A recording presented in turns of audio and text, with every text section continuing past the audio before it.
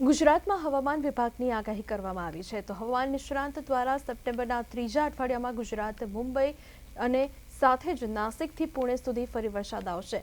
તો 14 તારીખેથી વરસાદની શરૂઆત થશે. તો સૌરાષ્ટ્રમાં અમરેલી, ભાવનગર, ગીર સોમનાથ, જૂનાગઢ, દીવ તથા રાજકોટ અને સુરેન્દ્રનગર તેમજ બોટાદમાં ભારેથી અતિભારે વરસાદની આગાહી કરવામાં આવી છે.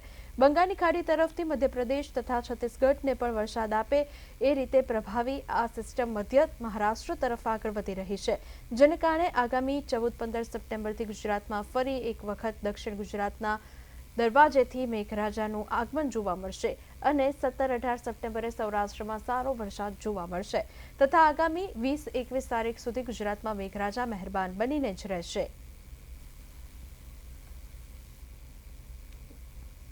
હવે બને પણ નહીં, કદાચ ઓક્ટોબરથી ડિસેમ્બરમાં, ઓક્ટોબરથી નવેમ્બરમાં એકાદ બને તો બને.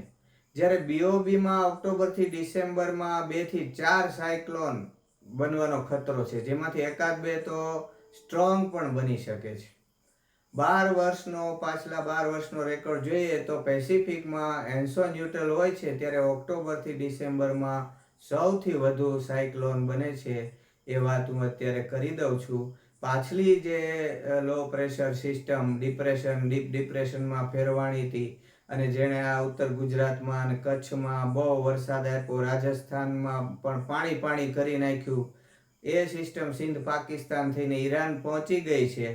પણ બીજી જે સિસ્ટમ 12-13 તારીખે આંધ્ર અને ઓરિસ્સાના તટ પાસે બંગાળની ખાડીમાં લો પ્રેશર રૂપે ડેવલપ થઈ, તે મધ્યપ્રદેશ અને છત્તીસગઢ સુધી પોતાનો વતા પાથરતા મધ્ય મહારાષ્ટ્ર સુધી જઈ રહી છે, જેને લીધે 13 કે 14 તારીખથી મુંબઈ, થાણું અને પુણેથી નાસિક સુધી વરસાદ શરૂ થઈ જશે, જે 17 કે 18 સપ્ટેમ્બર સુધી આ વરસાદ ચાલશે અને ખૂબ વરસાદ આવશે. ઉપરાંત આ જે મોસમી પ્રણાલી છે એને લીધે